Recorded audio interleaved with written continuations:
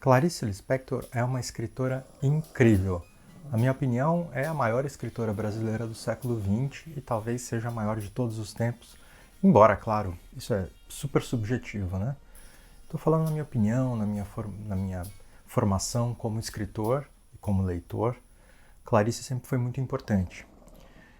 Eu escrevi recentemente sobre ela na newsletter O Lento a Lento e eu deixei muita coisa de fora. A vida de Clarice é muito grande e jamais caberia num texto relativamente curto, embora a proposta da minha newsletter seja justamente de fazer textos assim mais longos para a gente conversar com mais calma, com lentidão.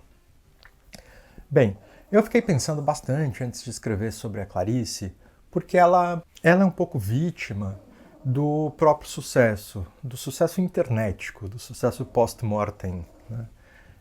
Ficou muito na moda, né? As pessoas citam Clarice para tudo. Clarice disse isso, Clarice disse aquilo. E às vezes fica meio chato, né? Meio repetitivo falar de Clarice.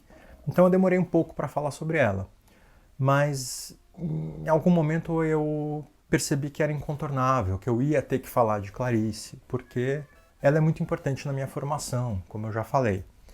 Eu descobri Clarice meio tarde, por volta dos 20 anos de idade, e fiquei muito assim, como eu tô agora, sem fôlego, sem entender o que estava acontecendo. Eu acho que a palavra é desconcertado. Eu acho que Clarice é uma escritora desconcertante. Clarice era também uma pessoa desconcertante, né? E eu queria falar um pouquinho mais sobre isso. Olá, pessoal. Eu sou o Renato, para quem não me conhece. Eu sou escritor, professor universitário, sou pesquisador nas áreas de comunicação, novas tecnologias, literatura. E eu tenho uma newsletter chamada O Lento a Lento, lá no Substack. Vocês encontram o link aqui na descrição. Se vocês quiserem encontrar textos mais profundos, mais analíticos sobre literatura, cinema, filosofia e psicanálise, o Lento a Lento é o lugar em que você vai encontrar tudo isso. São textos semanais e aprofundados. Uma pausa no meio da loucura do dia a dia para a gente refletir juntos sobre arte, cultura, sociedade. Então, tem muitas histórias sobre a vida de Clarice que eu deixei de fora da newsletter porque não cabe simplesmente, né? A vida dela é muito grande. Clarice é uma pessoa muito grande, imensa, né? Então eu fiz alguns recortes ali, coloquei trechos dos meus textos favoritos, expliquei um pouco da biografia dela e acho que consegui fazer um resumo interessante que propicie uma discussão, que abra a conversa, né? Uma conversa que não se esgota.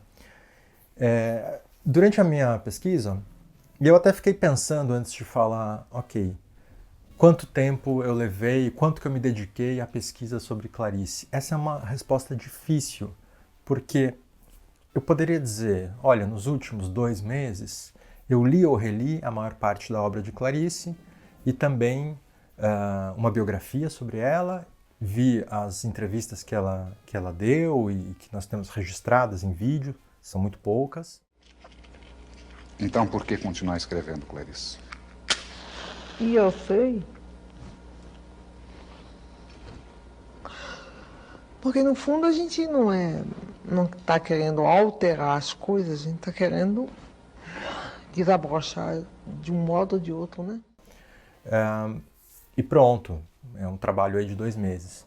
Mas não, porque eu estudo Clarice há 20 anos, porque desde esse meu primeiro contato, né, eu, de certa forma, fiquei orbitando em torno da literatura dela. Embora eu não soubesse muita coisa sobre a pessoa dela, eu fiquei orbitando a literatura, né? Meu livro favorito dela é Água Viva, que é o livro talvez mais desconcertante, que ela chamava de um quase romance. Ela tinha medo de publicar Água Viva, demorou alguns anos para se convencer que era um livro que merecia ser publicado, porque ela achava que ninguém ia entender nada, que ia ser muito mal recebido, enfim, ela estava insegura com esse livro, que curiosamente virou meu livro favorito. E eu digo orbitando porque eu encontrei em Clarice muito da minha voz, do meu estilo de escrita, daquilo que me interessa, dos temas que eu gosto de abordar também, né? Que é basicamente uma exploração que é mais psicológica e sentimental, da vida dos sujeitos, do que presa a enredos, histórias, acontecimentos, né?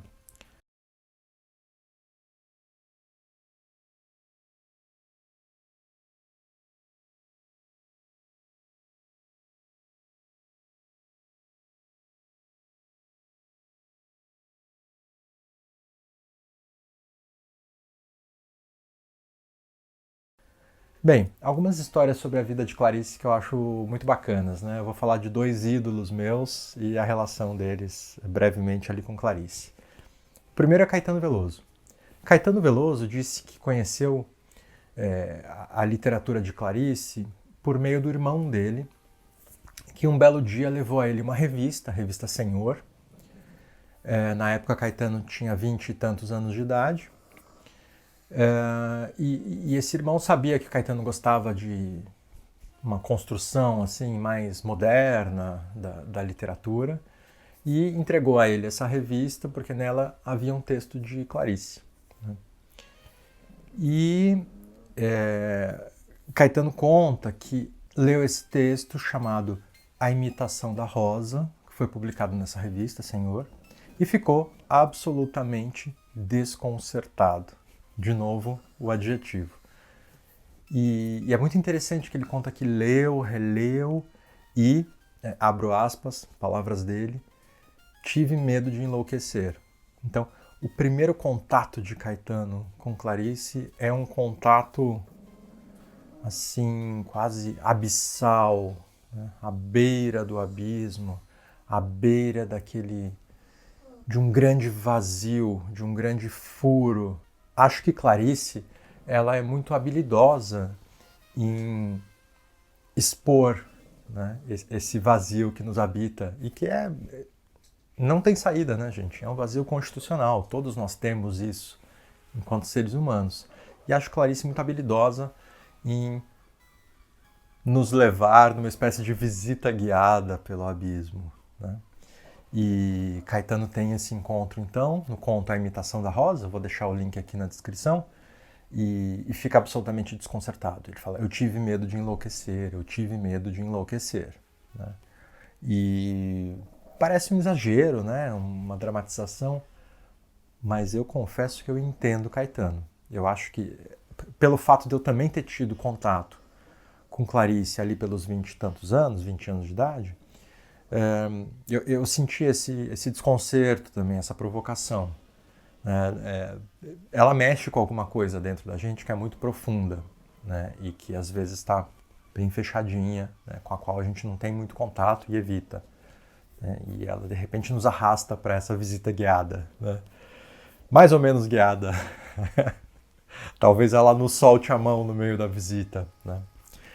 E a segunda história é do Chico Buarque, que é outro grande ídolo meu, acho absolutamente genial, ainda pretendo escrever sobre ambos, né, Caetano e Chico, na newsletter. Mas o Chico conta uma história muito engraçada, uma história muito curiosa. A história dele, ele também com seus 20 e poucos anos, e na época ele já era um cantor conhecido, reconhecido e amado. Claro que ele não era o Chico Buarque, que se tornaria depois, né, e hoje, mas ele já era um cantor amado, né? E um belo dia, e muito boêmio, né? Então frequentava os bares da boemia carioca, etc. E ele conta, o Chico conta, que um belo dia ele estava num bar chamado Antônios, que era um point lá da boemia carioca, dos artistas e tal.